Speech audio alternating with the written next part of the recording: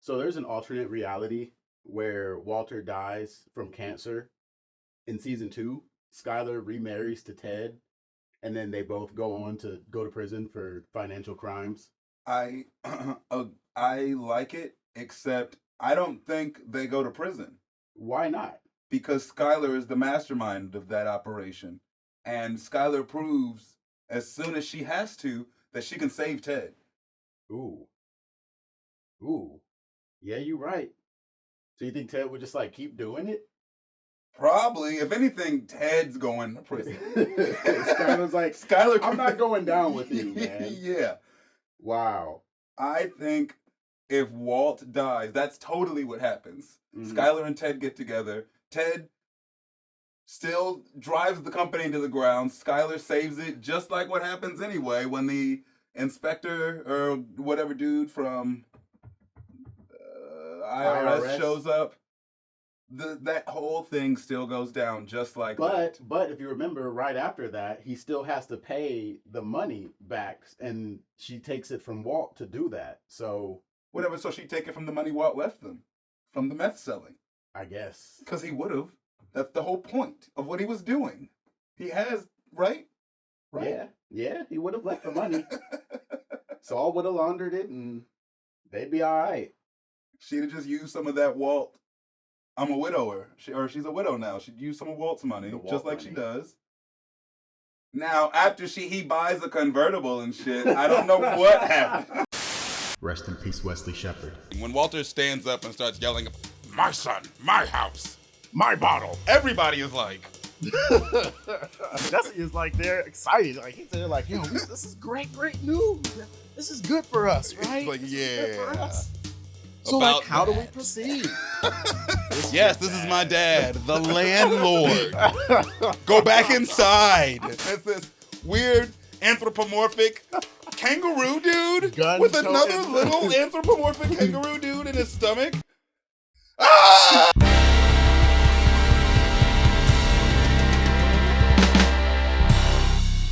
Life, Death, and Dope Boys, welcome to the show. I am Indy. I'm joined by Justin. What up? Please be prepared for spoilers for the entirety of Breaking Bad. Welcome to the new set, everybody. It's nice. Yeah, check it out. We made a couple upgrades over the new year. This is the first show that we're recording in 2024. But you guys probably won't see it until either late January or like early February, something like that. January, hopefully. Either way, Let's I'm see. very happy to be in this new set. Yeah. New set, new cameras, new us. You can New- see us better. Yeah, I know, right? Doing this here doesn't make the cameras go all wonky. Yeah. More room for our arms and stuff. Look I at know, this. look at this. This is crazy. This is nuts. Man, if y'all could have seen how we were set up in Justin's living room, first of all, it wasn't bad. You know, we did what we had to do. We made it work. We worked with what we had. We worked with what we had. Fish tank behind the camera.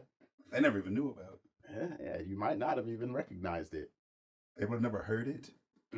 But yes, even being able to just stretch my legs out Yes. makes this. Something I couldn't have done at my own home. So, yeah, we're back talking about Breaking Bad. Mm-hmm. Hope that y'all liked the Halloween special with Tales from the Hood. That was fun. But we just watched season 2, episode 10. It's called Over. This episode was written by Moira Wally Beckett. She wrote a couple episodes in Breaking Bad this season. She wrote Breakage. And then The most hated and the most loved episode. yeah, Isn't Fly that strange? and Mandy. Which is crazy because she kind of sets up some of the like Walt's feelings that get revealed in Fly. Yeah. She uses this episode to set that up. Yeah, I think you're right. That's really interesting. Yeah, it's really cool. Fly is what season? Is that 2 seasons away? Or is that in season 3? I think that's in season 3, I want to say.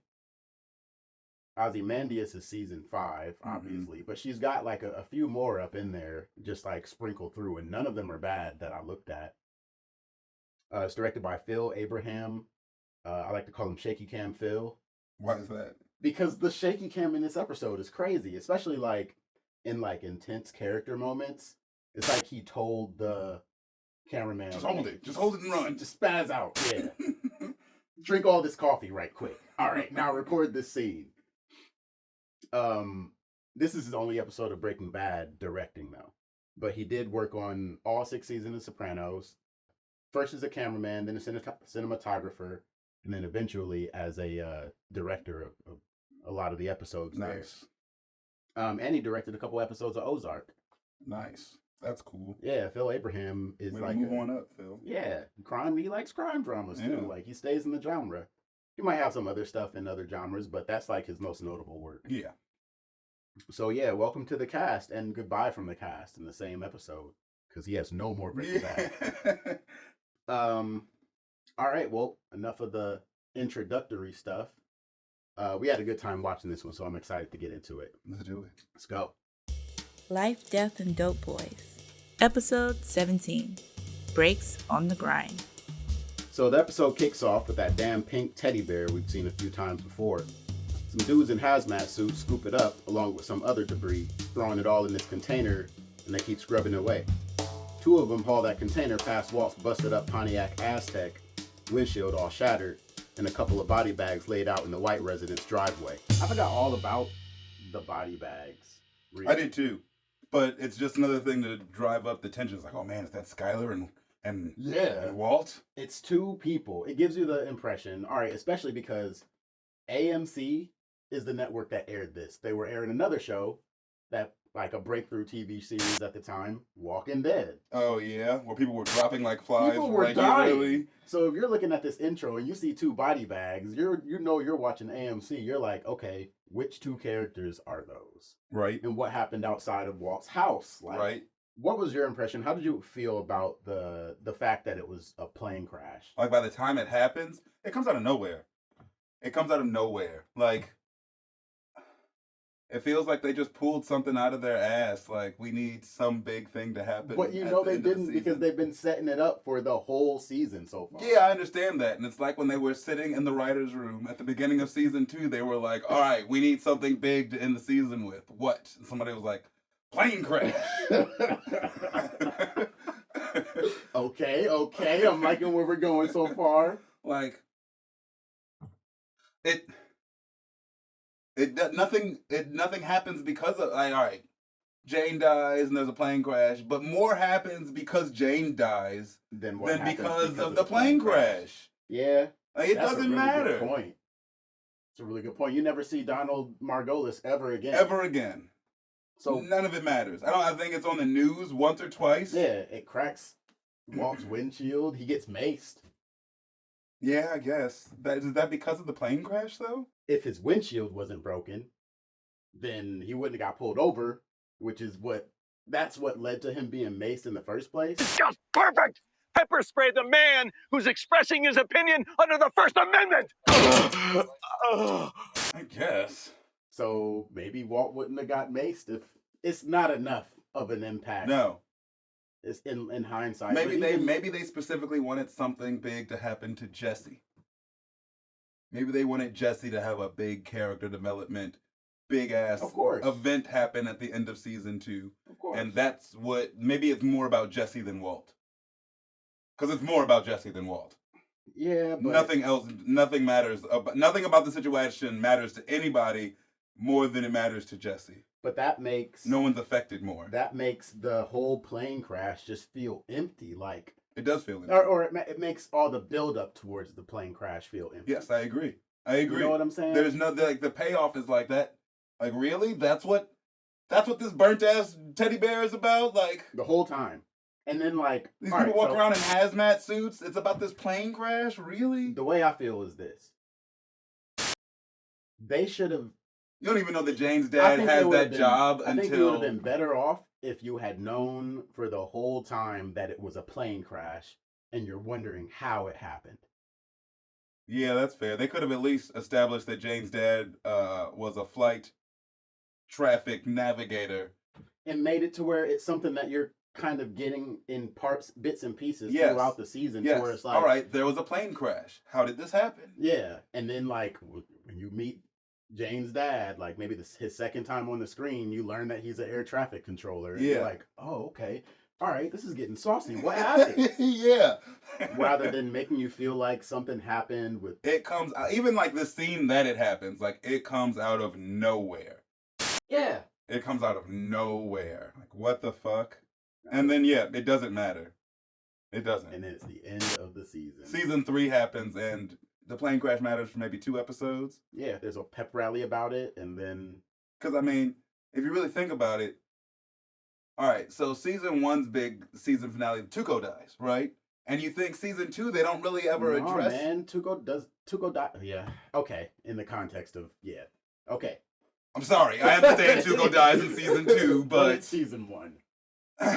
Writer strike. Fucking. The implications of that are still dealt with later.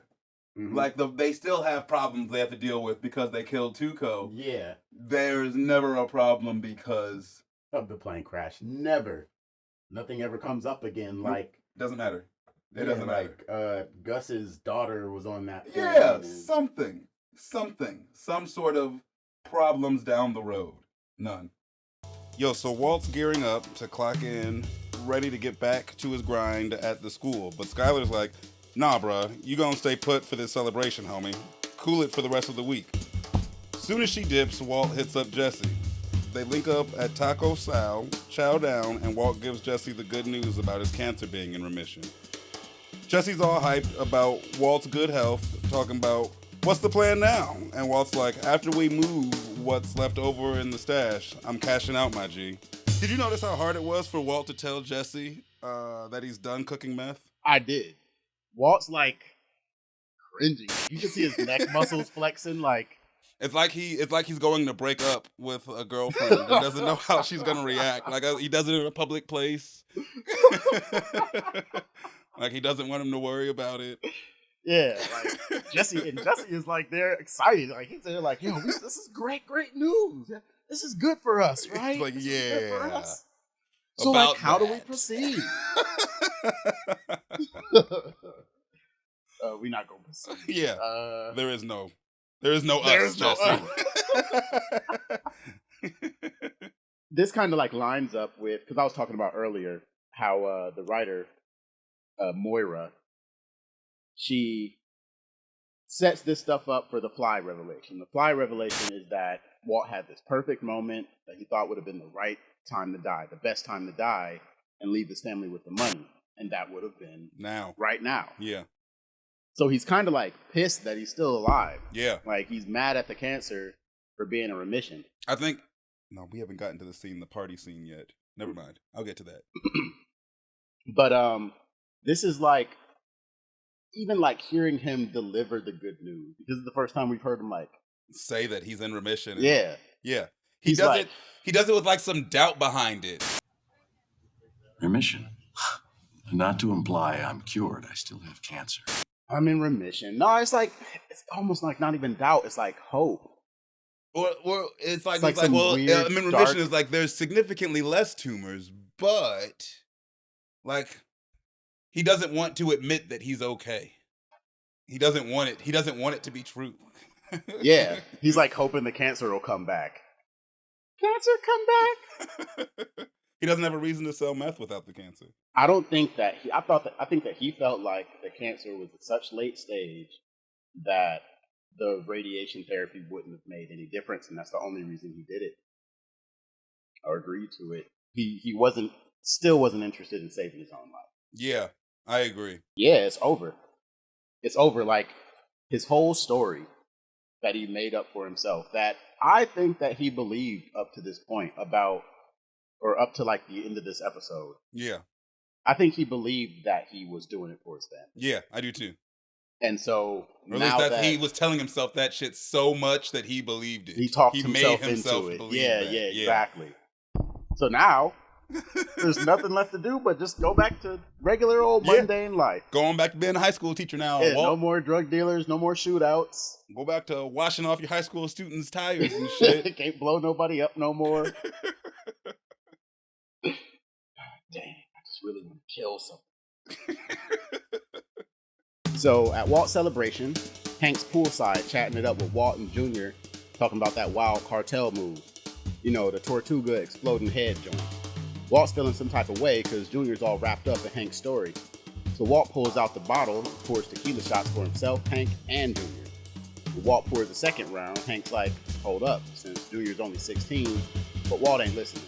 He's pouring up more rounds and gets heated when Hank tries to shut it down. Tensions brew until Junior starts feeling queasy, throwing up in the pool. Skyler shows up and shuts everything down. There was, you've said it a couple of times, where you feel like there are like certain moments in the series, like there are a few of them that you're genuinely like, what the fuck, Walt? Yes, this is one of them. This is one of them. Maybe after the first shot, cool. I could maybe see doing a shot with my 16-year-old son After at the celebration of my life. I'm not gonna die. You get to do a shot, kid. Your but reverse funeral. He's not doing it to celebrate or anything. He's not doing it for those reasons. He's doing it to like establish dominance on Hank. Like, I'm the dad. Because Walter Jr. is more interested in his uncle's awesome life. Like, it's hard to blame Walter Jr. It's like Walter also, though, has an awesome life. It's just secret. Yeah, he's not allowed to talk about it. You know? He's not allowed to talk about the badass shit that he's done. That honestly, nobody in his life would feel was that badass. No. Walter Jr. would be horrified if he found out that he, like, strangled a dude with a fucking bike lock. Oh, yeah, an exploding head. That's the best you can do? Yeah. I dissolved two men in a bathtub. Yeah. Okay, Heisenberg. Like, it's weird. It's like he's doing this to, like, show off on Hank more than anything else. Yeah, he's definitely more so, like, trying to get, like, one over on Hank. I think that this goes back to what we were talking about as far as, like, the Junior, like, two role models scenario that happened after the feud state, where on one hand, you have Hank, who just, like, went out and did this action hero stuff, and then on the other hand, you have his dad, who was found butt naked in the supermarket. You'd be embarrassed to talk about at this point. You don't want to talk about him no more. You got to think from Walter Jr.'s perspective. You go back to school, 16, he's like, what, sophomore, junior in high school. Yeah. Your friends are going to ask you about their former biology teacher, Mr. White, who was found butt naked at the grocery store. Your bullies are not going to let that go. Are you gonna want to talk about your dad or your awesome uncle who just fucking gunned down a drug lord? That's who gets the attention. And I think that Walt feels that. You know what I'm saying? Because in that episode, he tries to go and, maybe not in that episode, but he does try and go take him on a driving lesson. And, oh, yeah, he tries to do some cool stuff. Yeah, he's like trying to still impress his son, but nothing works. This is another example of him trying. He could have left it at one shot. That would have been... Yes, dad of the year. Enough. It would be like, sweet. And then, you know, I took a shot with my dad. He survived cancer. Like, that would have been one of the like most memorable days of Junior's life. It's like, I don't think Walt likes hearing Hank talk about work for multiple reasons, but I really think it really gets on his nerves when the people around him inquire about the shit that Hank's doing. So why do you think that? I think Walt has kind of an inferiority complex because it's like, he dislikes people that he has no business disliking, it seems, from the perspective that you see it as the viewer. Mm-hmm. And it's inferiority complex. Think about all the people that he goes down the line of disliking, starting with Elliot. He really doesn't seem to like Elliot. And we have our theories as to why, but from what we see, it's just because he feels inferior. It seems the same thing with Hank, and then Gus, Mike, everybody. But at the same time, all right, so these are also, they're all men. And they're all examples of something that is traditionally held as like a masculine value, right? Yeah. Elliot is a billionaire. Super successful businessman. He has the ability to provide for his family for generations. Mm-hmm. Mike is a whole badass. Yeah. Like, he's an assassin dude. Hank's a fucking hero cop. Gus is a successful businessman who's doing in his industry. Mm-hmm. He's literally like Walt's role model at this point. Yeah. Like, these are all people who like display the values of masculinity, I think, that reflect what Walt thinks is, you know, this is what a man does. And Gus even gets him on it when he's like talking him into getting back to cooking. But the all family like, values and stuff. yeah, Yeah. a man provides no matter what, sacrifice and all that kind of stuff. So I think that Walt, especially like season 1 Walt, he doesn't have traditionally like masculine tendencies At all. you Or know? at least he's suppressing the shit out of them. Yeah, at the very least. Yeah. And so this is kind of like Walt trying to seem more like a man, and I think that Hank intimidates that for him. I probably would have let him cause a scene. Like, I wouldn't have gone back to try to give him back the bottle. Like, Walt, you're drunk. We're just going to go give this bottle to Skyler. You can argue with her. Fuck this. Do you think at that point that Hank saw like a need to defend his own masculinity? Like, maybe Hank, I mean, Or Hank's maybe not he perfect thought either. maybe he thought he could talk the situation down. Yeah, I think like you said when we were watching it, Hank was doing everything he could to avoid making a scene. Yes. Like, that wasn't going to happen. But no one's ever seen Walt like this. No. Hank didn't know how to Respond. That's No. true. That's true. This is like a brand new. Walt Heisenberging out on people. It's like he can't be Heisenberg at work anymore. So he goes to be Heisenberg at home. He like lets this monster out right quick. Yeah, you're bad. I don't know what I would have done if I was Hank. I think that what you're saying might just be the best. Yeah. Don't worry about causing a scene. Yeah. Stop worrying about Hank, that. and- Walter has already caused a scene. When Walter stands up and starts yelling, "My son, my house, My bottle. everybody is like,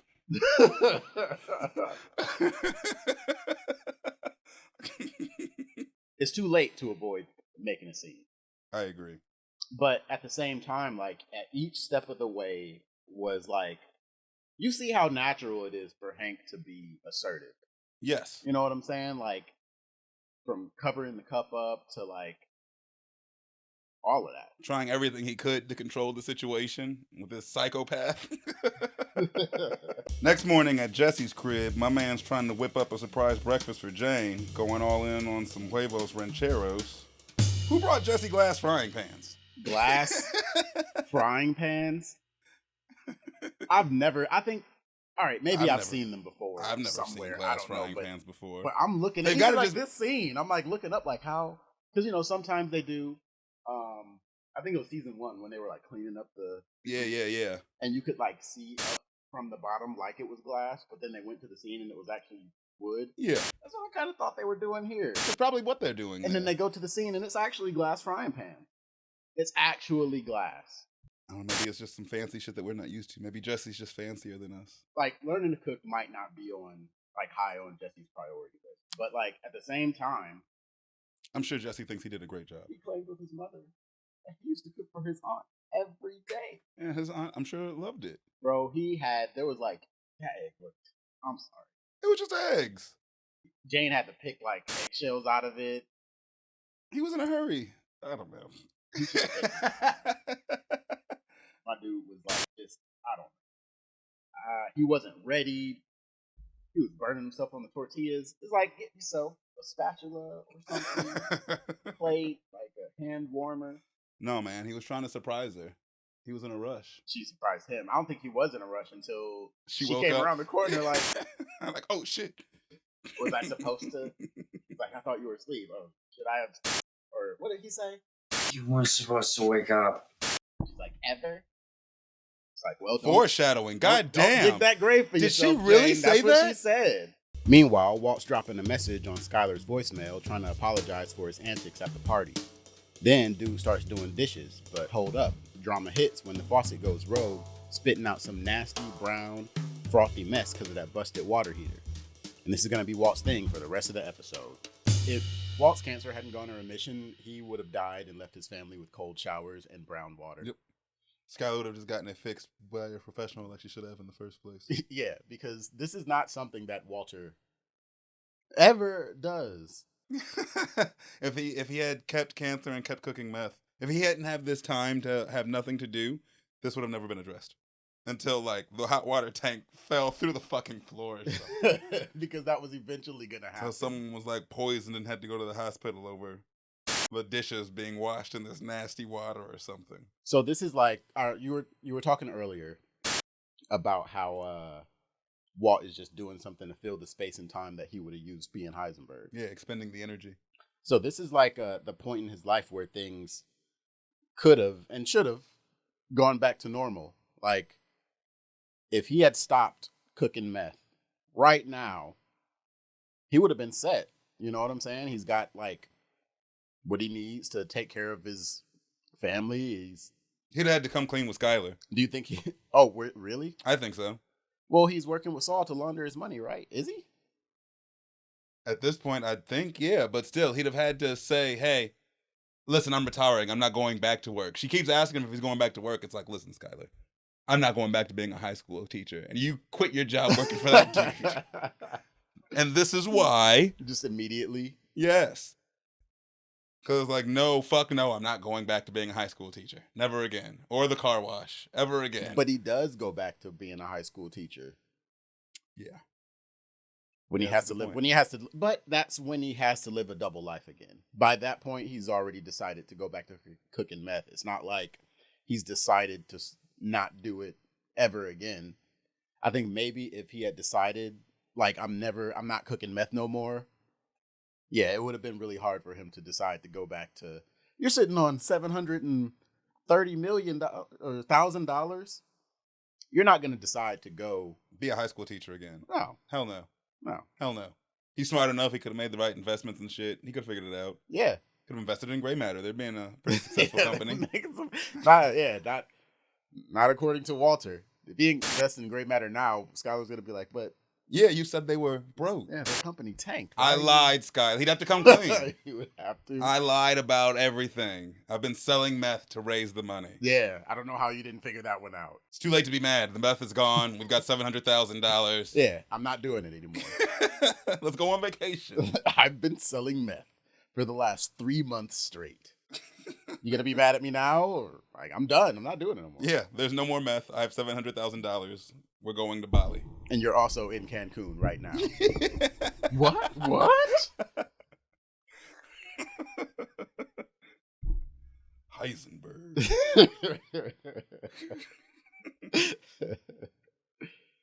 Jesse and Jane are chilling in bed, checking out Jesse's old superhero sketches. Jesse asks Jane if she would ever want superpowers, but what he doesn't know is that she already has super strength. Yeah. He's dating Jessica Jones. Private Eye. It's a power move detective. right there. Literally. His poor pelvis. Yeah, but what's dope all right, so let's go over their superhero characters. I believe that we have the right to. Okay. Well, y'all might not know. Well, you probably don't know if you don't know us personally, but when we were in high school, we actually did we drew comic books and comic characters like amateur on printer paper and stapled them together. Newsprint. And newsprint sketchbooks. Yeah, so what they're doing in this episode, it's very relatable. Yeah, extremely relatable. So to say the least. I feel like we have an elevated platform, elevated position to be able to critique Jesse's superheroes. And let's start with Hover Man. I'm going to say before we go into any of Jesse's superheroes that he started smoking meth before he started designing characters. It goes smoking meth and then sitting down to decide what his characters were going to be. That's how he came up with a dude like Rewind. Well, all right. So that's. I don't know. Why do you feel like that, bro? Rewindo is the dumbest character. Are you? Maybe he's just really bad at coming up with characters. I was. All right, that's because fair. Hover Man, if hovering is your only superpower, yo, that's a dope power. 6 feet. What did he say? 6 feet or 6 inches? 6 inches. Oh, that's a little different. He's constantly 6 inches away from the floor. Yes. All right. Well, that further solidifies my point. You can still get shot from 6 inches above the ground. All right. You definitely can still get shot. That's not going to save anyone's life. Maybe you can move slightly faster than other people. I don't get what this show does. It's like they were trying to figure out what to do with Jesse where they were like, do we want him to have potential and not be a huge idiot? Or do we want to solidify the fact that this dude is dumb? Right. Because, like, they make him an artist, right? To be like, yeah, yo, this guy actually has talent. Yeah, somehow. But then his ideas are, like, really... Like, Jesse has potential. It just needs to be refined or something, because they, like, flip-flop on whether or not on his intelligence. Yeah, they really do. Because by the time they have him, like, polishing up that box at the end of the series, I think that's in, like, Felina. Phrasing, though. One of the last ones. Yeah. Yeah. I'm sorry. That's a really good phrasing. That was great. Anyway, Kanga Man, who Jane points out for all of us that can't be a man. Yeah. Jesse is innovative. The first trans superhero, obviously. Yeah, he's way ahead of his time. Kanga Man is, he said, what was his excuse? The result of experimentation. Government experimentation. I wonder if we can put a pouch on a male kangaroo. That's the experiment. Yes. Yeah, and then he busts out, gets some guns, and becomes a superhero. He's probably the most capable of all of the three that we saw. Yeah, for sure. I'd be way more afraid of running into Kanga Man and Joey than I would be of Hoverman and Rewindo. Even if they didn't have their guns out yet. Yeah. Like, imagine that. Like, you turn the corner, you round or you're robbing a bank. You're mugging somebody, and somebody's like, leave her alone. You turn around. It's this weird anthropomorphic kangaroo dude Gun with another little anthropomorphic kangaroo dude in his stomach. Ah!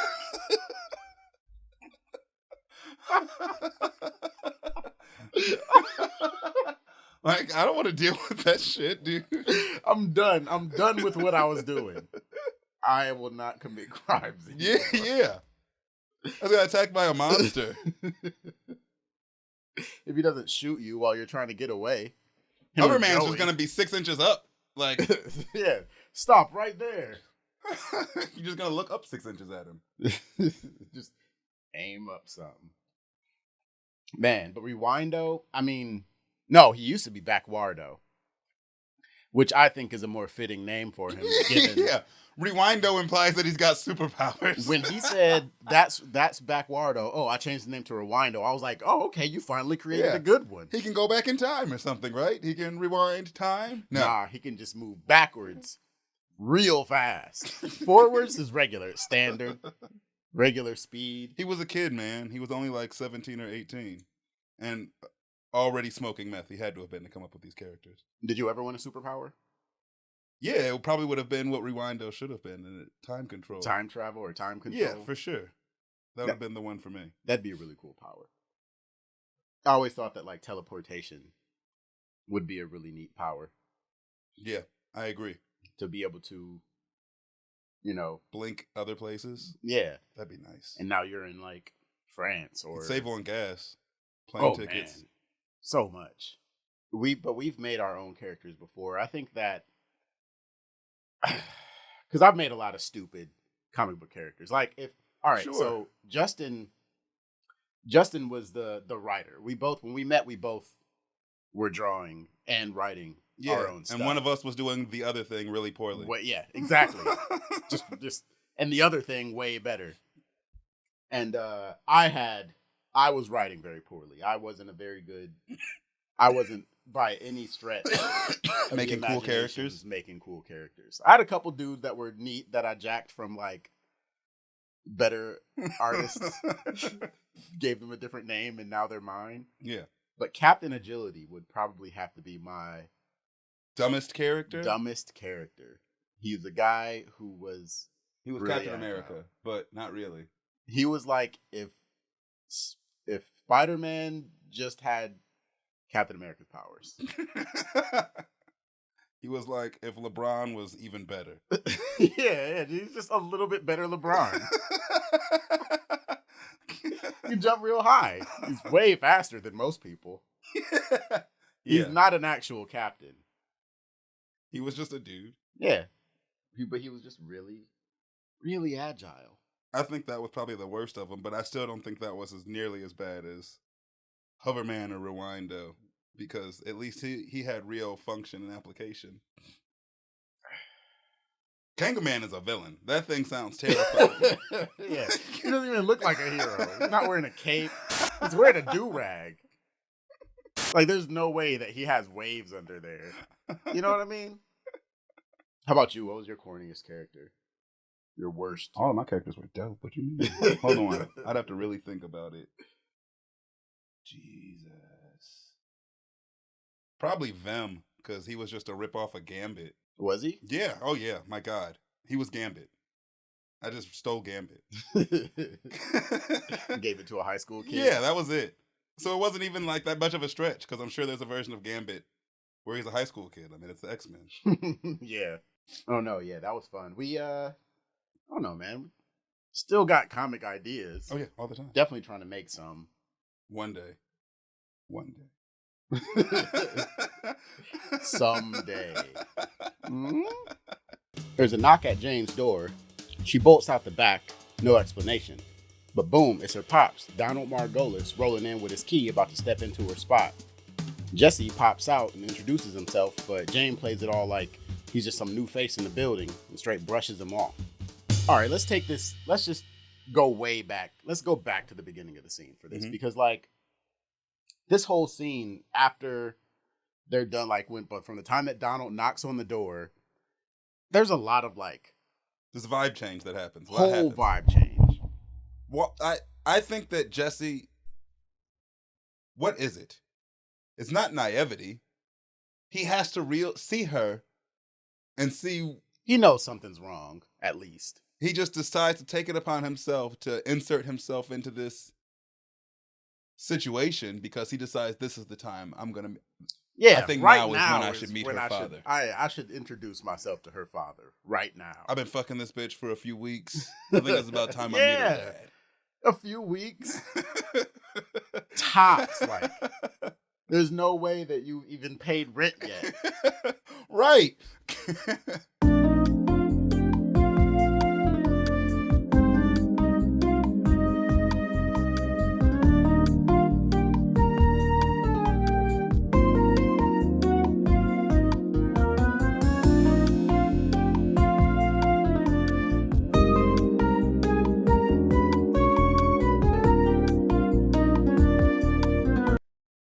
I don't know.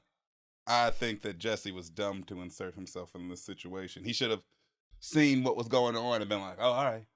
Yeah, the way she just dips out. Bye. Doesn't say any more words to her. The last thing she says is, I gotta go. No explanation. You don't need it.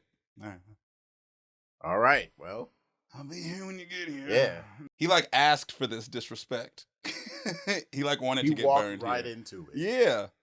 The social intelligence, even. Yes, I agree. It's like you're not smart in any way. Like, read the room, bud. Read the room. Read the room. Like, and then, sorry, all right, like Jane's dad talking about some, I saw your car, so I was pretty sure you were home. He was getting ready to let himself into her apartment. Mm-hmm. I feel like he's probably like scared that she's in there dead. Yeah, or something. Strung out. There's a reason that he has a key to the apartment. Well, he's the landlord. Oh, he is. That's true. He is the landlord. She's just the property owner. Yeah. But like, regardless of that. Yeah, regardless of that, it's not generally. If you're actually worried, call before you let yourself in. But at the same time, he's trying to catch her to make sure that she's actually in recovery. I think that was the one whole purpose. Motivation. Yes, he wasn't just in the neighborhood because he blew down on her. Mm-hmm. Like she wasn't. He wasn't. Yeah, I was just cruising around. Yeah, he wasn't just in the neighborhood. That was intentional and calculated. He didn't call before he showed up. He was purposefully trying to catch her up because his daughter's a former drug addict. He's got to make sure that she's not still a drug addict. If she knows that he's coming, she's gonna try to clean herself up, which is what I mean. But she does. But she didn't have to. Like, I mean, I don't know.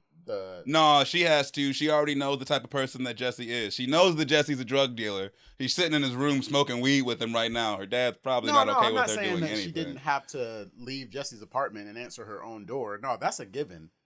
But man, if she was still in pajamas, she had just thrown a shirt on or something, or like some pants on. She could have been like taking a nap or something. I guess, maybe. Yeah, I think we're assuming it's morning, too. They're just naked smoking bed after it having doesn't sex. matter. You can They take could a nap at any point during the day. I guess. Not if you used to do heroin. Wake up. Are you alive? No. He's doing this on purpose. And then Yes. Jesse comes outside. Just With this dumbass look on his face. Like, what's going on? Look how confused he looks. Like, what? yeah, so this your dad? It's like, bro, we have a tenant property owner relationship. This Yes, this is my dad, the landlord. Go back inside.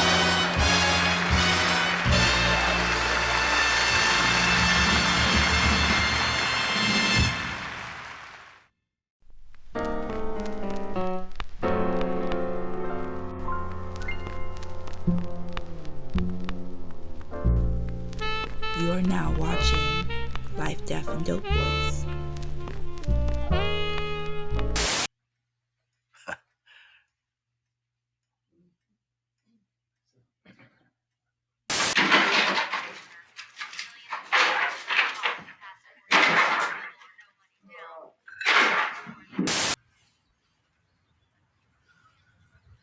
I'm sorry, did you need something?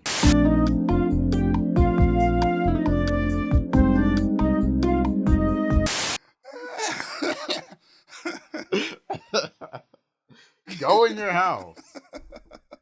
In what other like relationship? Like That's Jesse. What if he just doesn't give a fuck? what do you mean? What if that's Jesse? What if he does realize and he's reading the room and he's still like, no, fuck that. Like, this is your dad? Oh, well, you were just in my apartment in your underwear. It's time. Like, he's here. I'm He's going to say decided hi. that- I'm going to be nice at least. That could be. I think it's a combination of both, because Jesse doesn't realize that he's doing anything like strange or odd or you know what I'm saying? Uncomfortable. Yeah, he's not aware of the way that he's or the situation, you know, the circumstances that he's putting Jane in, which is like a really Awkward situation. yes. Yeah, me and your daughter, we've been talking for the last like 3 weeks. Oh yeah, when did you move in? 3 weeks ago. I'd look at my daughter like, But I mean, I kind of get it. I get it completely from Jane's perspective. I'm sorry. You can't completely You're not just going to impose your existence on my I wasn't ready to tell anybody about you. Don't just pull up. yeah, that's kind of This thing is you my- gotta check with your partner. This is my about. parents here. You can't know you no. They've obviously had no discussion about the bounds of their relationship, so obviously. But Jane wouldn't. It doesn't seem like she would even be the one who would bring in that Well. subject. That would be up to Jesse. Well, looks like he should have before now. He should have before now. And or this should have been why he did. Like, not even necessarily that he came outside and sort of like imposed himself in between Jane and her dad. And so he decided, nah, like he should have noted that, all right, she dipped out of my apartment, kind of scared. Turns Yeah. out she's talking to this dude who's I probably wonder her why dad. just watch from the blinds. Yeah. Maybe I should bring up a conversation. Yeah. Maybe we should talk about this. And then, yeah, he'd learn that she's not really like down for him. Yeah. Until she sees I think that's the money. their next conversation until she sees the money. That's not true. Is it? Because I think maybe until she sees the drugs. because the next thing that happens is because Combo dies. She doesn't see. She doesn't see the money until she after never Combo sees dies. his drugs. Yeah, That's what I'm not saying. true. She comes over and he's smoking meth after Combo dies. And then she goes to leave because she's in recovery. Okay. And then she goes back. And then she introduces Jesse to heroin.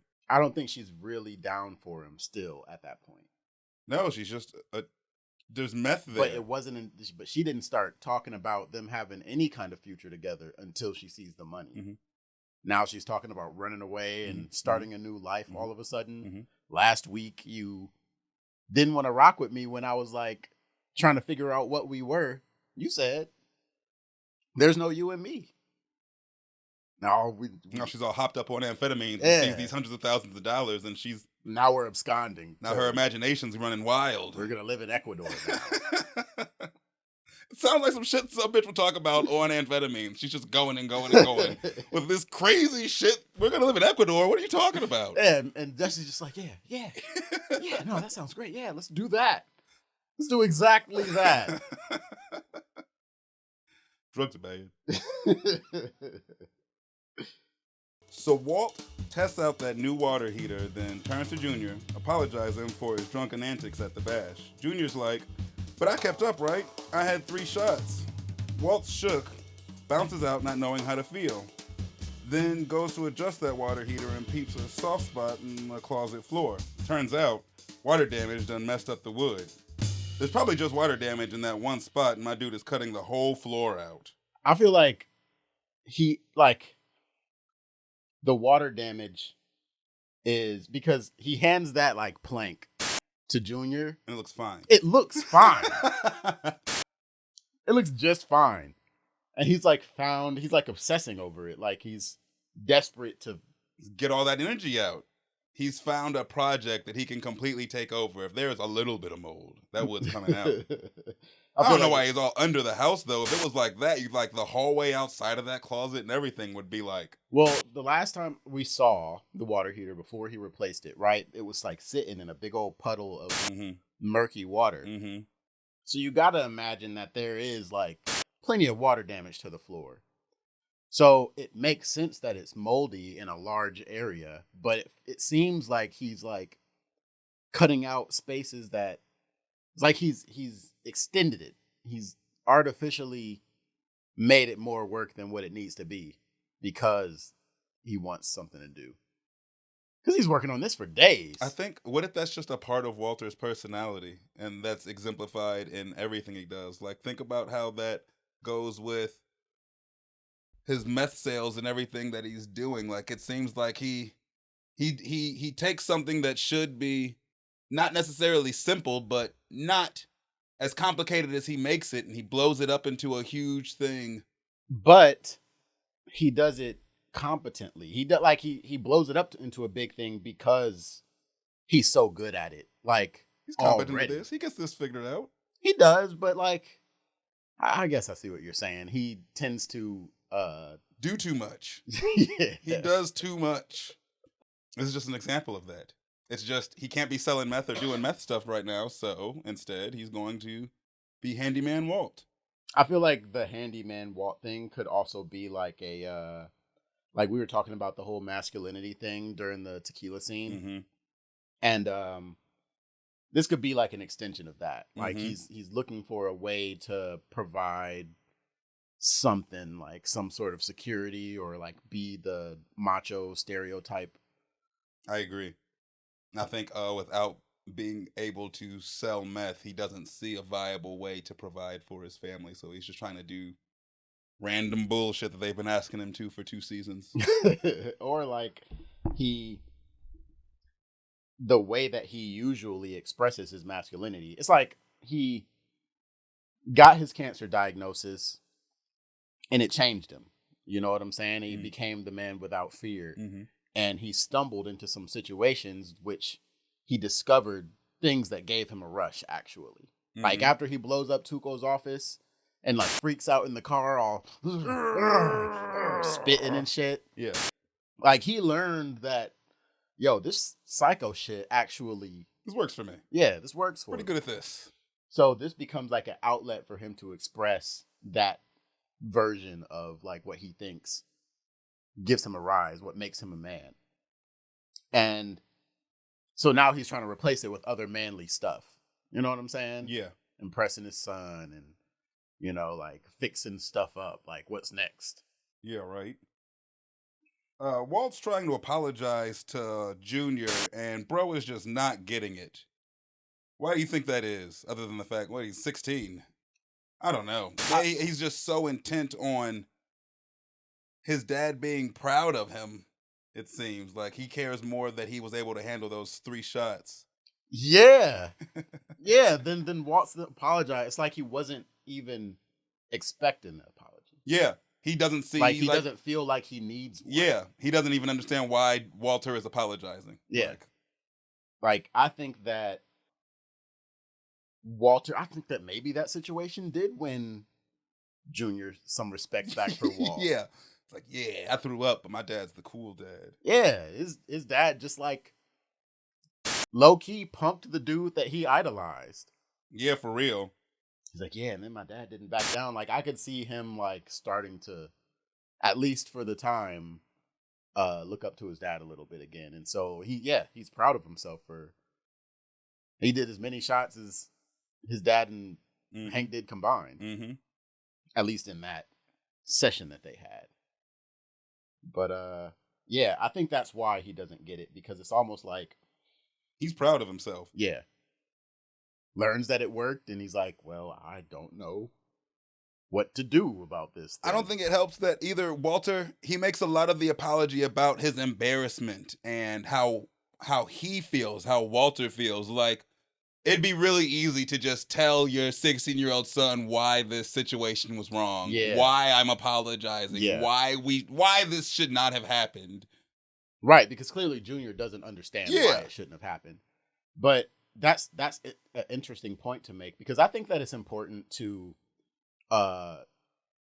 be able to express to people, like, sometimes when you're receiving an apology, at least when I am, it makes me feel better to know that the person who's apologizing feels bad for doing what they did. Yeah. So, like, that part of it, along with what you just described, would have been a perfect apology. The fact that it's just him talking about how he feels about what happened. That's the worst kind of apology. Yeah. Yeah. Like, who cares if you're embarrassed, bro? I'm embarrassed. Yeah. My stomach hurts still. You didn't throw up in the pool, Walt. Yeah. I'm sorry about the pool, is what he says when he walks up.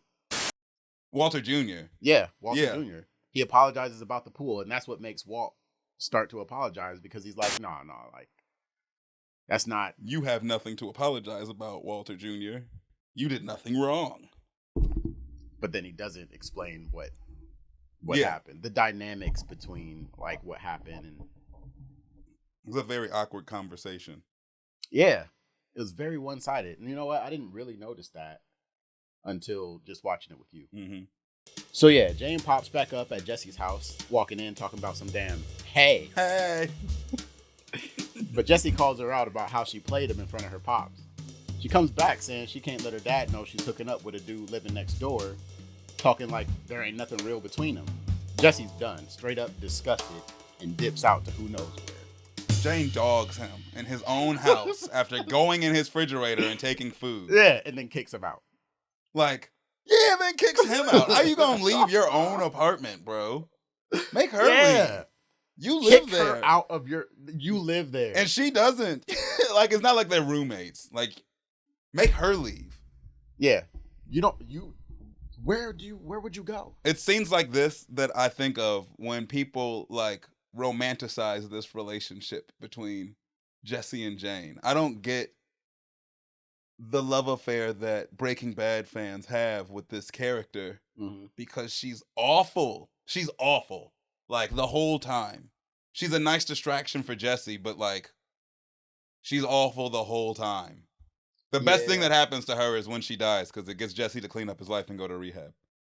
If she hadn't died, Jesse wouldn't have cleaned up his life and gone to rehab. If she hadn't died, Jesse would have died. Jesse would have died. He would have overdosed eventually if he had continued dating Jane. They were doing heroin. Yeah, he was escalated. Yeah. They would have got down to Colombia. She sucks. He'd have died. He'd have died. They just got $700,000 in cash. Yeah, and they just about to peace out. You think Jesse went to hook up with Who knows? I'd like to think he just went to go smoke meth with his friends. Yeah, he went and chilled with Badger for a minute. Because it's like the next thing that happens after that is like transitional. The sunset and then the sunrise. So we don't really get to see what happens to Jesse in between. Next time we see Jesse, he's at home though. So smoking a bowl of meth, isn't he? When does he smoke meth in this episode? Because they have to go back. It's before she walks in.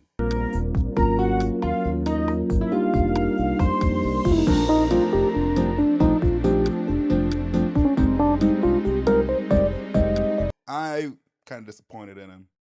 I thought we hadn't seen him smoke meth in a little while. I guess since the whole last time splooge I incident. remember him, is the splooge incident, and that was episode 6, I think.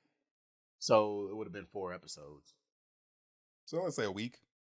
I don't know. I don't know how time works in this fucking show anymore. There's a timeline. I should just have it like up while we're recording all the time. We would just reference the time and spot. Right. But like, I'm trying to think of all the other.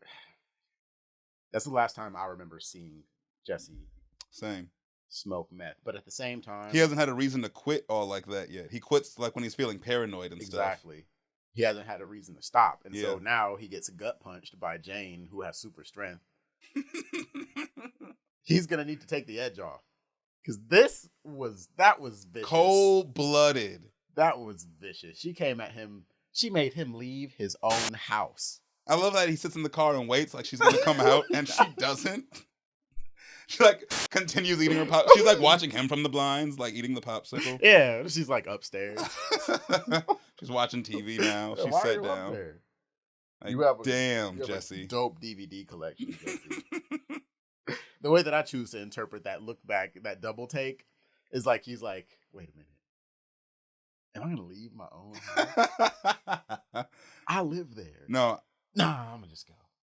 Skyler's pulling a late shift, and she's getting all emotional with Ted, spilling about feeling guilty that she doesn't feel better despite Walt's good news. Ted's preaching about holding down the fort for family, saying it drains everything you got. He reaches out, putting his hand on hers. She pulls away, but then slides her hand right back in. She says she has this analogy about like when you see a light at the tunnel and like you feel like you're at the end, and then Ted finishes her sentence and says, and there's just more tunnel. And it's like, Skyler has the right intuition about this. There's more tunnel. Like, it's not over. Yeah. Like, she still has a bad feeling about this. As she should. And, I agree. And I think that she thinks that it's her not feeling better about Walt.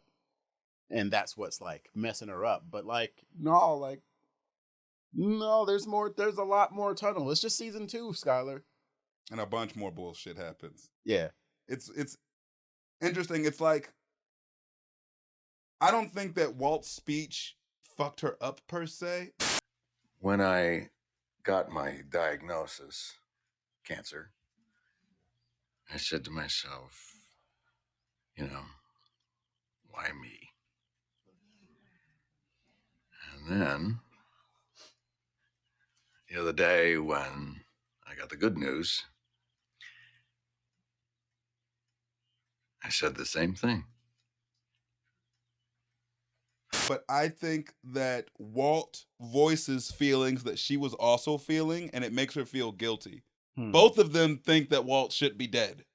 Both of them are taken aback by his remission, but for different reasons. But I think both of them had accepted his death.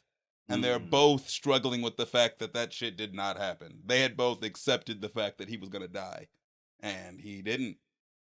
I don't think that she's particularly hurt by him saying that he felt that same way when he found out that he was in remission. I think that he is admitting something that she also felt. Wow. That's an interesting take on that. I never even imagined it that way. Like, I've always seen Walter and Skyler as polar opposites when it comes to their attitudes towards Walter's cancer treatment. So to imagine them both on the same page about something so horrible. dark. I think that's why she feels bad. I think that's why she's upset. It's weird the moments that like Walt decides to be truthful.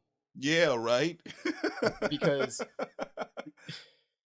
it's like, all right, if you're going to do that, then you may as well tell Skyler that you had pretty much accepted that you were going to die and you're having a hard time flipping the script back. Like, and Skyler would have the same problem if that were the case, because now she's got to put Walt back into the way she imagines their family and their daughter and her employment situation, where she's kind of been gaming Ted. She's moved on. In preparation. Like, not necessarily relationship-wise with Ted, but like, she's her getting a job and stuff like that, she is preparing for life after Walt. They both have been preparing for life after Walt, and now there is no life after Walt.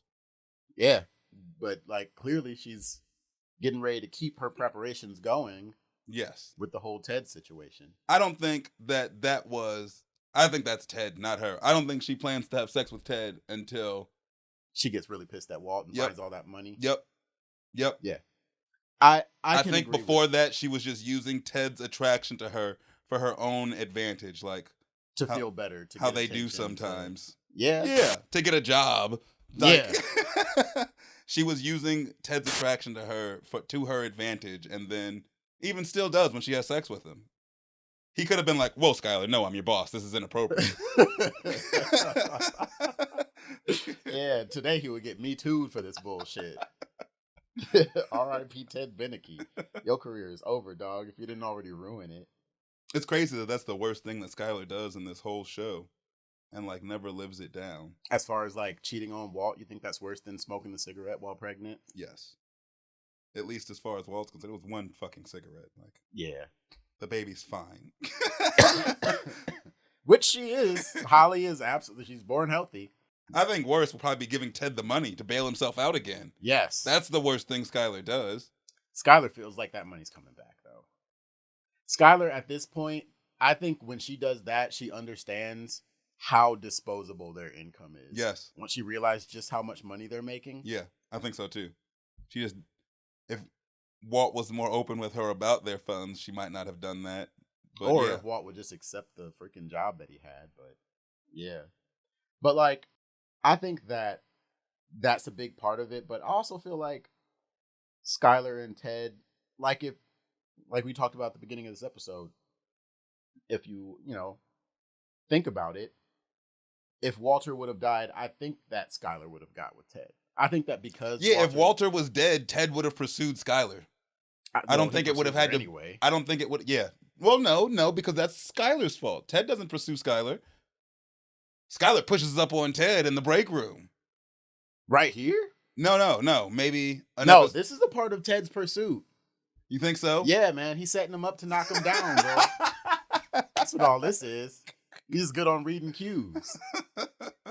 Yeah, you're right. I can't even argue. When he walks past her office, And then doubles back. he doesn't even double back. Like, he walks past the office with his head cocked like this. Like, it's not like he's walking like normal and then, oh, Skyler, you're still here. Nah, he's like,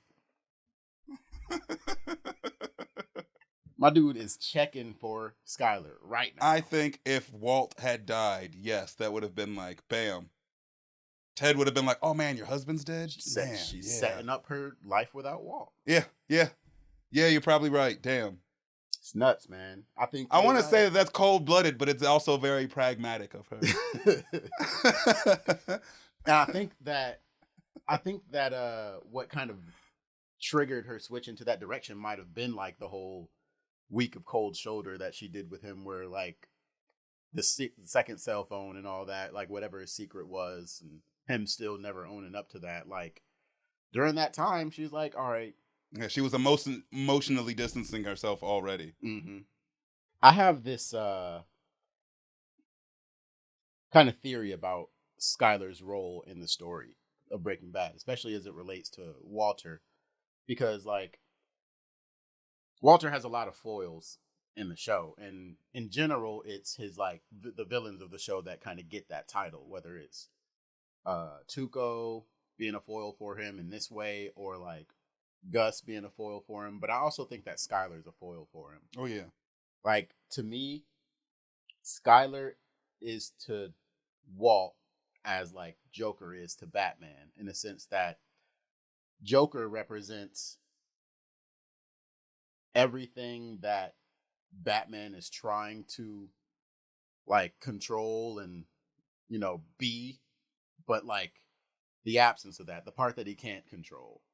I think that the only reason that their relationship is at all adversarial is because he won't accept Skyler's help. Skyler's the best partner he has in the whole show. It's just he can't manipulate and control her like he can other people. So that's what makes her an adversary. Otherwise, it's not even that. Like, I'm not even talking about the adversarial part of their relationship. I'm talking about all the stuff that happens with Skyler, just aside, because Skyler's in every episode except Fly. Every episode. So she's always got some sort of B plot going, no matter what it is. Mm-hmm. And it turns out that like a lot of her B plot, like a lot of her B stories, they don't ever really matter in the grand scheme of things. Like they don't turn into anything. Like the whole Ted Beneke situation, yeah, like her taking money from him definitely like influences the story. Before that, no, not really. Yeah. Before she starts trying to help him launder money, before she meets Saul. Yeah, all of it. It's like the whole Marie is a shoplifter B story. That doesn't matter. I think that they were just like testing the audience, because like those are interesting ideas. They were just looking for something to do with the side characters, but nobody gave a fuck. Get back to like the meth selling, please. Yeah, get back to the meth parts. But like it just goes to show how little control Walt has over Skyler. Yeah. Even when he's Zero. trying to control everything. Zero Because control. she'll go off and do her own thing. Yeah, get herself into some whole other... He never has any control over the Skyler situation. Like, his relationship is in flux the whole show. Yeah. He can't... It's because this is the only element. This woman is the only thing that I can't control. Manipulate, yeah. And as soon as, like, she finds out he's lying about anything, it, like, fucks up everything that he can do as far as lying to Skyler. He might as well just stop then. He keeps trying to like hide the truth. Do you think that it's her fault or his that he can't manipulate her? Do you think that it's like, you know, to a certain extent it's Skyler's intelligence, of course, but maybe that's like Batman's weak spot? No, I think it's weird you say whose fault is it that he can't manipulate her? Like, I don't want to like blame any, because it's good that he can't manipulate her. I'm glad that there's somebody in the show that Walter can't bullshit. What I'm saying is, do you think that it's because of her? Do you think it's more so because of her intelligence? Or do you think that it's more so because this is like a soft spot for him or a weakness for him? Like he can't manipulate Skyler because he's too worried about how she feels. I think it's her intelligence. I don't think Skyler is dumb. I think Walt is a bad liar. I think Walt is... How is Walt a bad liar, but he's able to manipulate so many people in this show? Jesse is the main one. He manipulates, but it's not through lying. It's not through lying with everybody else. It's through fucking intimidation and muscling them and putting them in situations. But he can't do that to his wife. Yeah. It's through putting them in situations that are uncomfortable for them and making them make decisions that they don't want to. He never really does that to Skyler. In fact, she does that shit to him. Yeah. Yeah, for real. No, by no means do I think that Skyler is like dumb. Every time she catches him in shit, he like pays for it. At least it inconveniences him greatly in a way that he doesn't, because it further deteriorates his control. Yeah. Can't control your wife if she's leaving you. And then she steals like half of his money. And that's some season finale shit. At least to some season finale shit. And it's like, yeah, Walter, you can't control her. That's why I call her B-side Skyler. That's the reason for the name B-side Skyler, is because like, it's like when Skyler decides to go off and do her own thing, Walter has no influence. He has no way to control that. No, she doesn't even listen to his voicemails. She gives zero fucks. Yeah. Silver Fox, man. He's divorced. His kids are grown up and out of the house. No, wait, no, they're not. They're like high schoolers or something. They're old enough. Old enough To get on up out of here. Yeah, go see a movie. About to blow Skyler's back out real quick. The next morning, Skyler and Junior are quiet at breakfast while Walt keeps up his construction hustle. He pauses to munch on some toast, and Skyler's like, "You working today?" Walt's like, "There's rot." Then he chugs some OJ and gets back to business.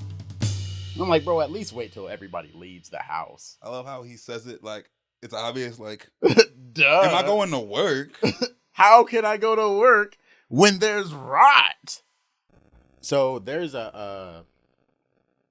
there's something else that you keep bringing up, or that you have been bringing up recently. It's about how Walter never gets to enjoy like the fruits of his labor. Mm-hmm. He's making all this money. He's making millions of dollars. When does he ever get to spend it? And like, this is his chance, really. Because like, if you look at it, he's done everything that he said he was going to do season 1, episode 1. Yes. He got all the money that he needs to take care of his family for the foreseeable future. He can put Junior and Holly through college, and he can pay Skyler's bills he can pay the bills for the rest of his life. A few intelligent investments, and yes, his family is taken care of for generations. Yeah. Yeah. He's got $730,000. Yeah. And he's a smart enough man where he can multiply that if he really needs to. Absolutely. Legally, in fact. Legally. And he's got somebody who's willing to launder his money for him, who knows how to do that, who can just do it for him for a small percentage. But like, now is Walter's chance to, and he's spending money. Like, he's spending money. You think, but it's he's just balling out right now. On like a hot water tank. Yeah, exactly. I dig it. It's like tax time for him, only it's $700,000. Just do a couple things I've been meaning to do. Yeah. But yeah, like, now's his chance to spend the money. Now. Why not just go that route? Because like you said, like, a couple of smart investments. Like, at this point, Walter can stop and use that money to start, like, any business he wants. He doesn't have to go back to the school. He can do whatever he wants. Yeah. I can't believe that what he wants is to sell crystal meth. Like, truly. He could get into any sort of other high-stakes stuff. I don't know. It doesn't even have to be high stakes. It can just be, like, the whole world of business is like this. It's not like, you know, as violent. People aren't dying. It's not as violent as what he's going through, but at the same time, I think he needs like that level at this point. He's killed 3 people. Crazy 8. Emilio. He's involved in the death of 3 people. He's definitely involved in the death of 3 people. Like, I think he needs shit to be like Crazy 8 and Tuco levels of adrenaline at this point. Yeah. Which he's just an adrenaline junkie. Yes. And if he wasn't already, this unlocked it for him. So maybe he should have been spending his money on things to pursue that other than, you know, what he's doing. I mean, fuck. He's going to get himself killed. Start betting on like fight clubs or something, Walt. Like, Jesus. Going to fight clubs, fighting in fight clubs. Yeah, why not, Walt? Fight in the fight club. It's something. It's like, you know, there's rot has like a double meaning. Ooh. I never considered that, but I like where you're going with it. Yeah. So it's like Heisenberg's rotting him from the inside out. Mm-hmm. And so like he can't. He's already got this persona that's invaded his character. Because like this is a new like Skyler and Walter Jr. have never seen this before. Yeah, and I feel like that's something that as the viewer we all forget when it comes to we're just learning about Walter. So as far as we're concerned, this is Walter White, but like Marie and Hank and fucking Walter Jr. has known Walt for 16 years and he's never known the dude that we watch on TV. Yeah. Because we've had like 3 or 4 versions of Walter White, right? Like we had the weird suddenly secretive Walt from season 1. And then the nerdy, good-natured Walt, the high school teacher, like the good-natured Walt that you see doing like him and oh my god, what's her name? Gretchen doing the itemizing the human body, yeah. Or the Walt, the scene of him and Skyler walking through the house for the first time before they buy it. That guy who's pretty much the dad from Malcolm in the Middle. Yeah. Then we have Walter White right after he learned about his diagnosis, where he got like really distant. Yeah. Really like the one that like Junior yelled at and called a pussy. I'm pissed off. Tell him. I'm pissed off. Like that Walt. Yeah. And then we have like pancake breakfast for 8 Walter White after the fugue state. And it's like they've seen so many new versions. Yeah, so much weird shit from this guy in the last like 3 months. Yeah, I agree. And now it's like they're sitting at breakfast like, What? As he's cutting a hole in the hot water tank closet. Yeah. Jesus. Can we just get things to go back to normal? That's probably where like Skyler's head is at. At least. Can I'm I sure get both of them. normal Walter back? I kind of think Junior's almost associating a little bit. That's why he's so invested in Hank's stories. Like, yeah, they're cool, but fucking please, anything other than what's going on in the house I have to live in right now. Yeah. Oh, it's Uncle Hank. Maybe I can get him to talk about the shootout again. Yeah. Walter gets glorified and romanticized, and his family doesn't get enough slack because they're so annoying on the surface. Yeah, on the surface. They're so annoying, but it's so understandable why they are the way they are. So the unnerved shit they have to about deal what's with. Yeah, they're annoyed. So of course they're going to be annoying. An annoyed person is like the most annoying. I agree. From they the don't standpoint of the person who's they don't annoying, know what's going on. Nobody's explaining anything to them. They're just trying to live their life regularly. And this dude is waking me up at 5 a.m. sawing holes in the floor. Rot. Dirty, spilling dirt all over the breakfast table. Bro, I'm trying to eat this giant bowl of food. Mind you guys have been complaining about the hot water tank for months. He's already fixed the hot water tank. The hot water tank is not a problem anymore. They're not complaining about rot. Oh, right. They aren't. That's true. But it's so pressing. I love the look on his face in this scene where he's like, obviously. Clearly there's rot. I've got some things I need to handle. In his spot, Jesse's all messed up, smoking meth, chilling in his recliner, just trying to catch a vibe. Then out of nowhere, a paper slides from under the door. It's a sketch by Jane of a superheroine called Apology Girl. Man, hell no. Fuck Apology Girl. No. Bro, are you kidding me? That's not enough. That's not enough. You can't just She better have done slide like an apology a under really, my really door. cool drawing and then like blown him later.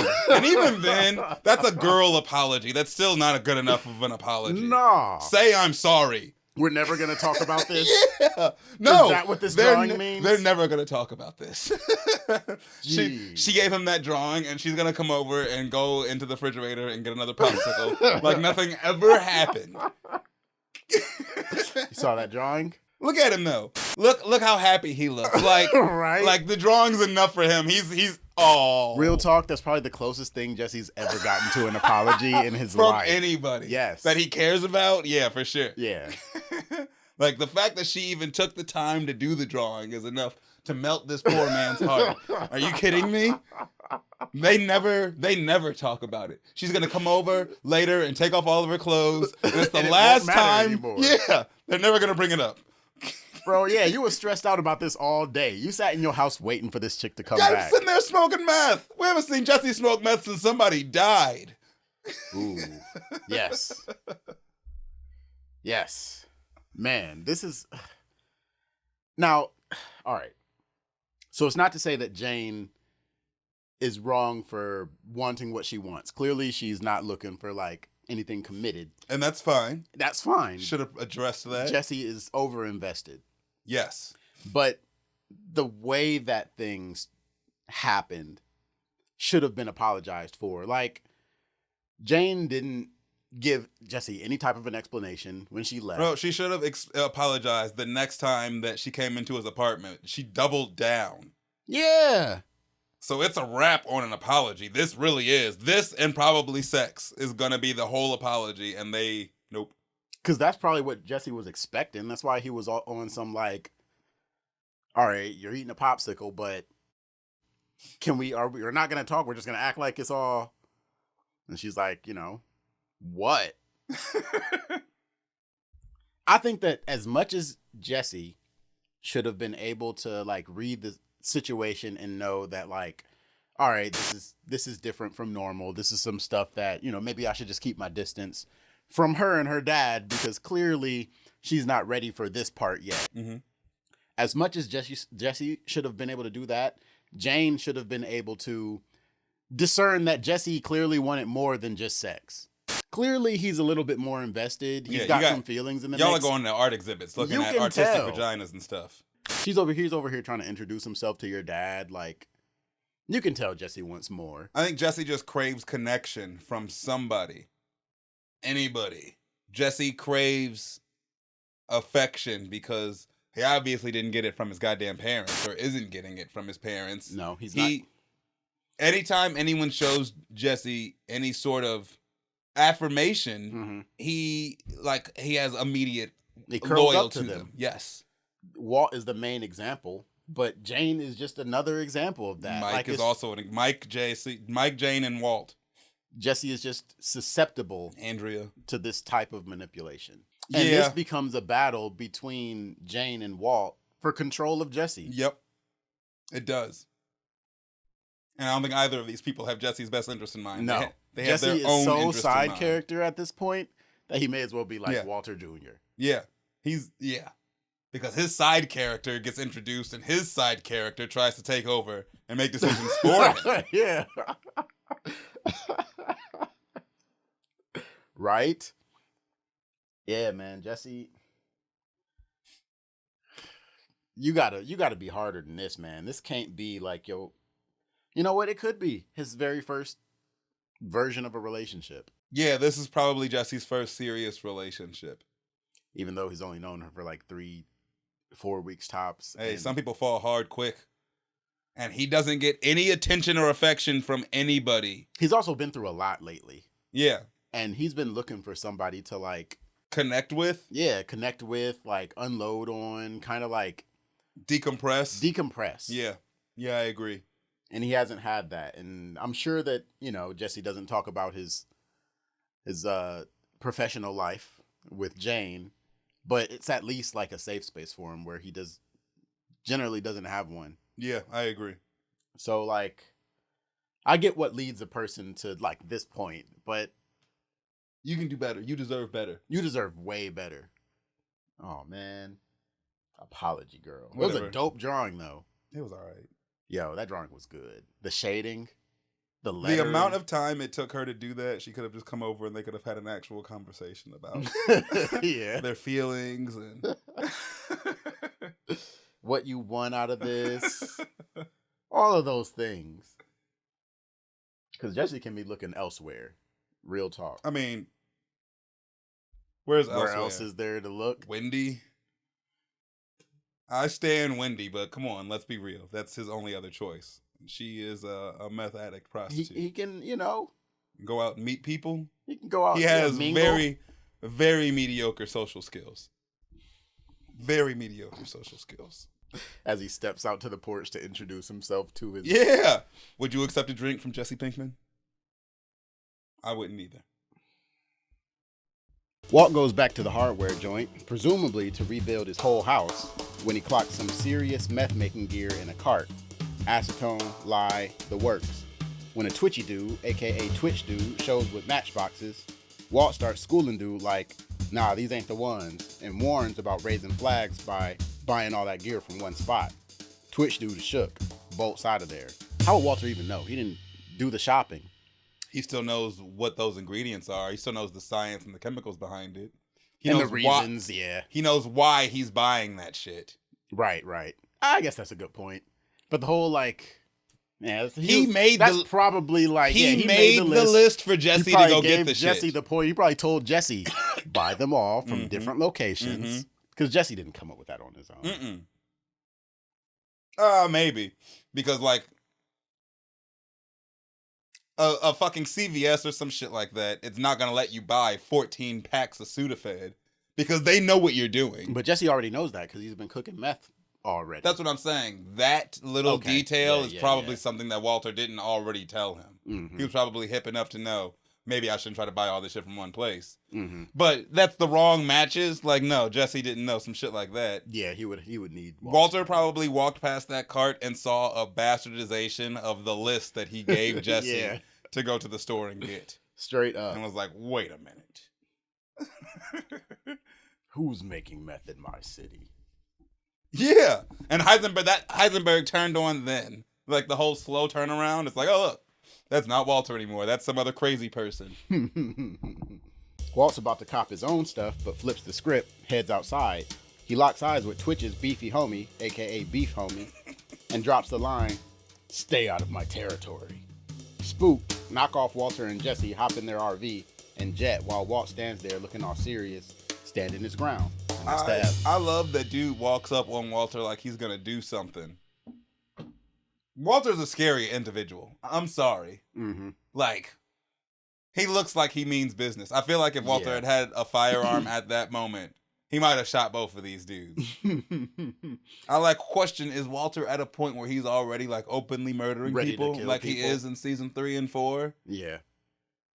And 5. Yeah, because he's about to just start killing people. Like, fuck it. Right, yeah. From here on, like, fuck it. Maybe these are the guys. If he had a gun, he'd have shot these dudes. I think it's the intimidation factor. Like, there's a certain, especially in the world of organized crime, I think that there's a certain point or level of confidence that somebody can walk up to you with this kind of attitude, this kind of energy with, and you wonder, is this guy like big time? Like, because he's not walking up like, hey man, you know, this is my block, you know, I post up here. He said, stay out of my territory. And stared this man in the eye, stared him down. Until he left. It's like you have to wonder at some point, okay, who is he? Because otherwise, I mean, this dude is bigger than Walt. He's stronger than Walt. He's younger than Walt. He could easily just beat Walter's ass right here. But he doesn't, because he doesn't know who he is. He doesn't, because Walt's coming across like he's that dude. He's that dude. I love that this all builds in Walter, like, while he's standing in the checkout line. Yeah.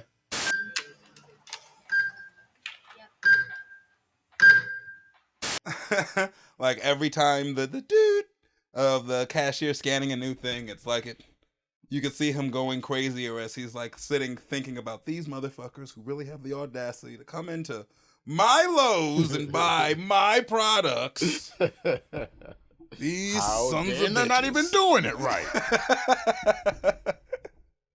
He said, that's the guy right there. Dude came around the car like he was about to do something. Yeah, he did. Walt doesn't back down, though. He didn't back down from Hank. He doesn't back down from this guy. Like, I don't think Walt ever backs down. Not since we see him. I mean, but it was because the cancer took his fear away. I also think that anybody that was dangerous enough for Walter to truly be afraid of, someone else killed. Someone else dealt with. You're talking about like Tuco? The twins. Don Eldadio. Yeah. People who who Walter would have had to back down from. He didn't really have to deal with any like actual like hardened. Who would have killed him. Yeah. Who would have given him 0 chances. Because the big scene that everybody kind of references as his like, you know, like get big moment is the say my name scene. And who is he talking to? Deckard. Yeah. He was talking to a Salamanca? Yeah. No, that same act would not have worked. Yeah, I agree. He never really has to deal with anyone dangerous enough to like really test his persona. Uncle Jack. He's not even. How much is he dealing with Uncle Jack though? Because when push comes to shove, Walt is trapped in the back seat, not able to do anything, and Heisenberg doesn't matter anymore. No, Heisenberg doesn't matter anymore. But I think that Uncle Jack was never scared of Walter or Heisenberg, especially in that instance in that scene. Uncle Jack, he's like I think he didn't try to boss up on Uncle Jack because Uncle Jack would have fucking killed him. Uncle Jack would have been the first legit dude that he tried to boss up on. Who shot him. Yeah. Like it wasn't shit. Because that only works with the people who...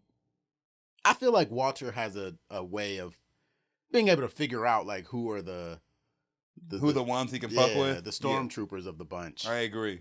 That's just the way. But I do think that this is the episode, in my opinion.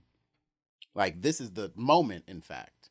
In this store, when he scares Twitchy-Yo away, that's the moment when he becomes... Yeah, he's like... Yeah, because at this point, you're telling people to stay out of your territory, bro. It's like You're Heisenberg now. Yeah. Completely. The switchover is done. And while standing in checkout line, he made the decision. He's like, I can't let people... After I've made all this cool blue meth, I can't let other people come in and make inferior product.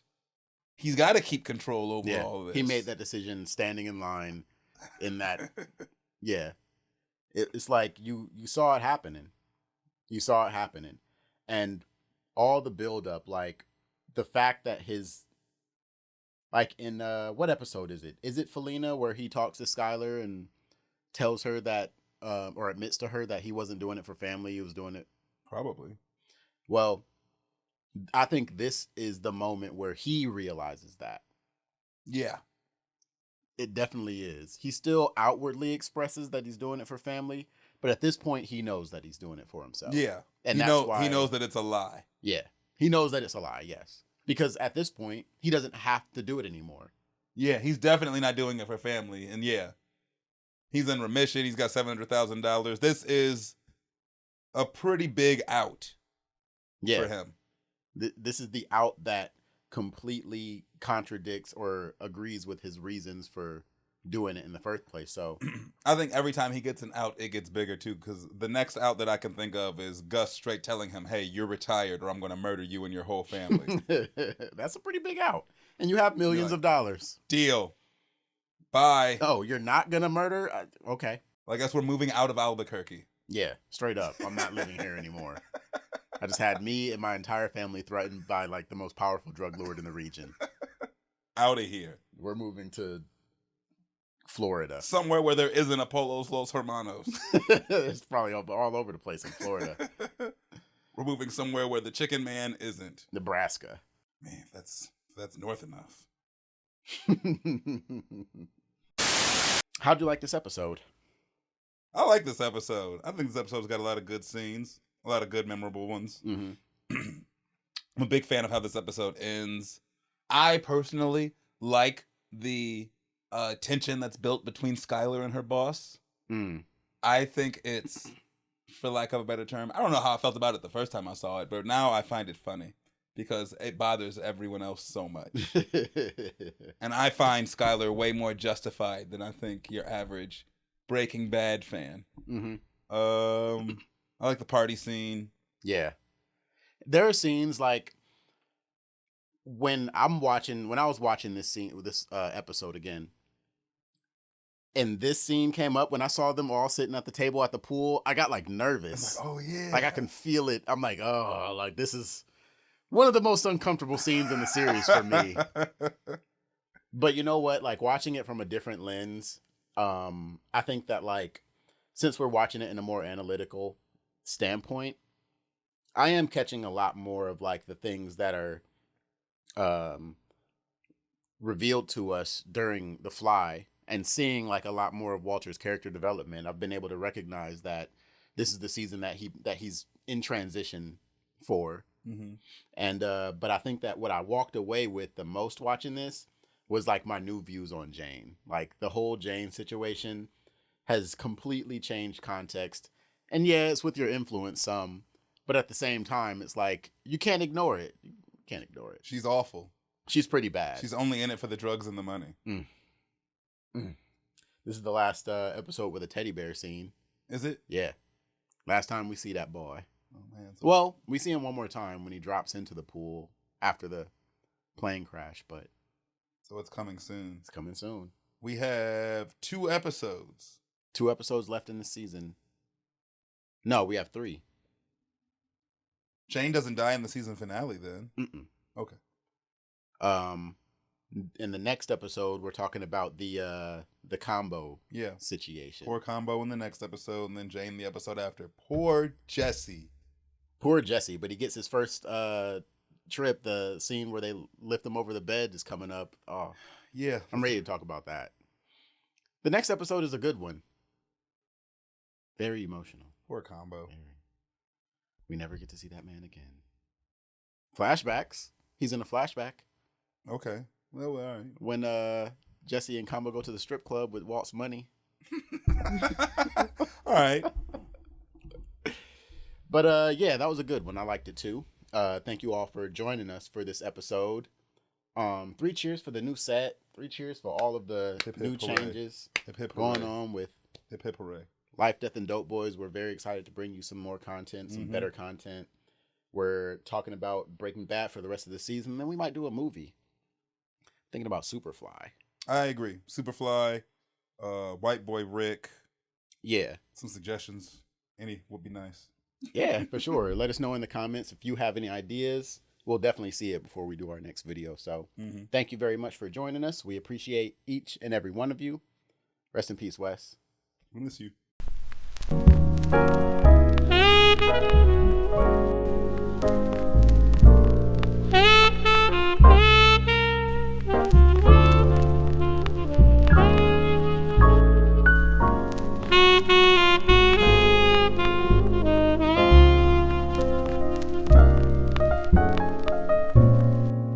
Thank you.